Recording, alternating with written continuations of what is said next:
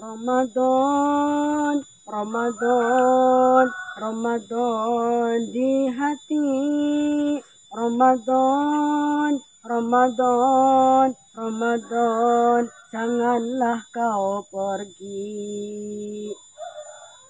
Assalamualaikum warahmatullahi wabarakatuh.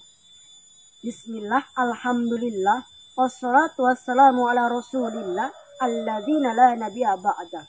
Kepada Dewan Juri yang saya hormati serta yang saya takzimi, yang arif dan bijaksana, Ketua Ansor beserta pengurus Ansor yang saya hormati, jajaran panitia pelaksana lomba dai yang saya hormati, serta sahabat dai-daiyah beserta pemirsa yang saya cintai dan yang saya banggakan.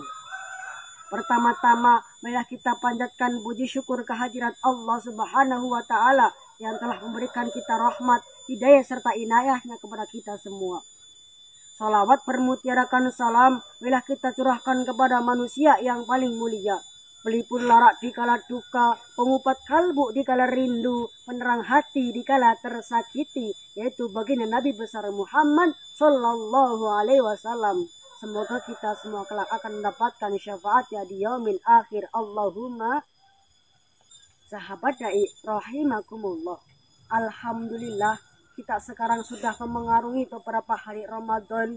Pasti hati kita terasa senang, karena bulan Ramadan adalah bulan yang istimewa, bulan yang mulia, bulan yang dilipat gandakan pahala, bulan yang dibukakan pintu surga dan ditutupkannya pintu neraka, bulan yang penuh ampunan dan bulan yang penuh kehormatan. Dan kita pada bulan ini kita diperintahkan oleh Allah untuk berpuasa agar kita menjadi orang yang bertakwa. Namun ternyata sahabat dai, salah seorang ulama Kutub, yaitu beliau menafsirkan dalam tafsir Quran, yaitu bulan Ramadan bukanlah hanya untuk berpuasa, tapi terdapat amalan-amalan atau pundi-pundi Ramadan agar kita bisa melaksanakan dan agar Ramadan kita lebih berarti. Sebagaimana dijelaskan dalam Quran surat Al-Baqarah ayat 183 dan 185. Di mana dalam 183 yang berbunyi, A'udzu billahi minasyaitonir rajim. Bismillahirrahmanirrahim. Ya ayyuhalladzina amanu kutiba alaikumus syiyam kama kutiba alal ladzina min qablikum la'allakum tattaqun. Yang artinya, wahai orang-orang yang beriman, sesungguhnya diwajibkan atas kamu untuk berpuasa sebagaimana diwajibkan orang-orang atas kamu terdahulu agar kamu menjadi orang yang bertakwa. Ayat tersebut menjelaskan bahwasanya kita diperintahkan oleh Allah Subhanahu wa Ta'ala untuk kita berpuasa Ramadan. Karena puasa dapat menghindarkan kita dari api neraka, dan puasa dapat menghapus dosa-dosa kita dan membakar dosa-dosa kita sehingga bisa membawa kita ke dalam surganya Allah. Masya Allah. Lalu timbul pertanyaan, bagaimana caranya kita agar menjadi orang yang bertakwa? Yaitu ada dua caranya. Yang pertama yaitu kita harus menahan hawa nafsu kita, seperti yang telah dikatakan oleh Imam Al-Ghazali dalam kitabnya, kitab Ihya Ulumuddin. Beliau menafsirkan bahwasanya orang ingin menahan hawa nafsu kita, yaitu caranya adalah dengan menahan lapar. Ibadah puasa mengajarkan kita untuk menahan hawa nafsu dan menahan gejolak syahwat, seperti menahan lapar dan menahan haus, serta menahan gosip-gosipan dari tetangga dan menahan amarah.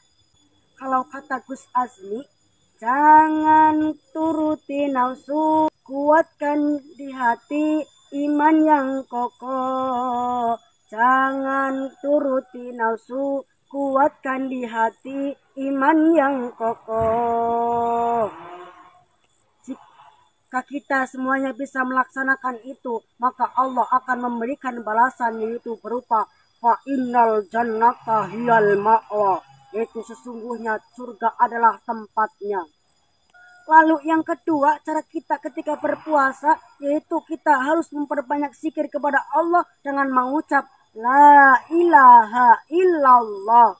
serta bertadarus Al-Quran, melaksanakan sedekah dan amal-amal soleh sehingga bisa membuat diri kita, membersihkan diri kita dari jiwa-jiwa yang tidak baik dan membersihkan akhlak yang mulia kita serta memperbaiki akhlak mulia kita.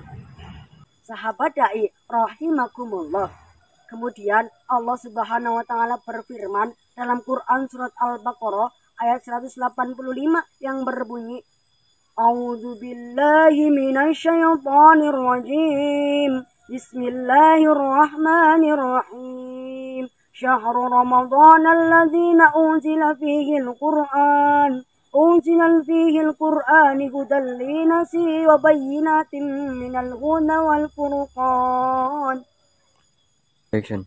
Yang artinya bulan Ramadan adalah bulan diturunkannya Al-Quran sebagai pedoman hidup manusia dan sebagai petunjuk-petunjuk antara yang baik dan batil. Di dalam Quran tersebut dijelaskan bahwasanya bulan Ramadan adalah bulan diturunkannya Al-Quran, maka sudah sepatutnya kita pada bulan Ramadan kita mendekatkan diri kepada Al-Quran dan mendekatkan diri kepada Allah Subhanahu wa taala. Al-Quran diturunkan pada bulan Ramadan, yaitu pada tanggal 17 Ramadan yang disebut dengan Nuzulul Quran.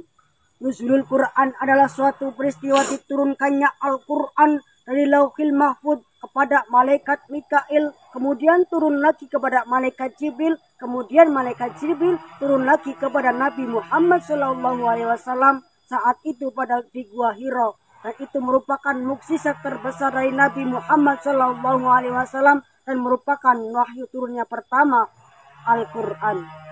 Diturunkan Al-Quran, maka tugas kerasulan dari Nabi Muhammad telah dimulai.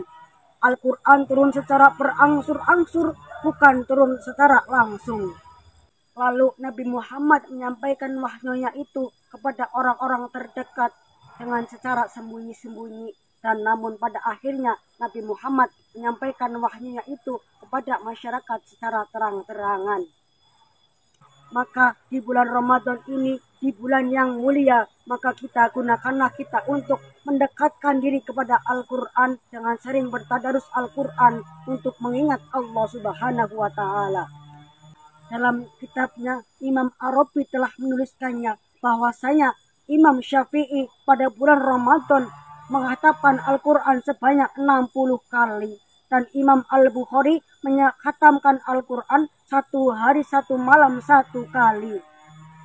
Lalu timbul pertanyaan bagi kita, berapakah juz yang sudah kita baca? Berapakah ayat-ayat yang sudah kita baca selama bulan Ramadan ini? Maka Rasulullah SAW bersabda, mungkin sabda ini bisa memotivasi kita agar kita lebih dekat dengan Al-Quran. Sabdanya yaitu, Iqra'ul Quran fa innahu ya'timul yaumil akhirah yaumil qiyamah syafi'ani ashabi, yang artinya Al-Quran akan mensyafaati kita, di mana kita ketika bulan Ramadan kita membaca ayat-ayat Al-Quran, maka ayat-ayat yang kita baca pada hari kiamat akan datang, akan memberikan kita syafaat untuk masuk ke dalam surga. Allahumma. Maka dari itu, kalau bukan bulan Ramadan lagi, mau kapan kita menunggu sampai kita bisa baca Al-Quran? Mau tahun seperti tahun kapan? Bayangkan ketika tahun Ramadan ini adalah bagi tahun Ramadan, tahun terakhir kita bagi kita semua. Maka amalan bacaan Al-Quran seperti apa yang kita persembahkan untuk Allah jika kita tidak bisa bertadarus Al-Quran pada bulan Ramadan?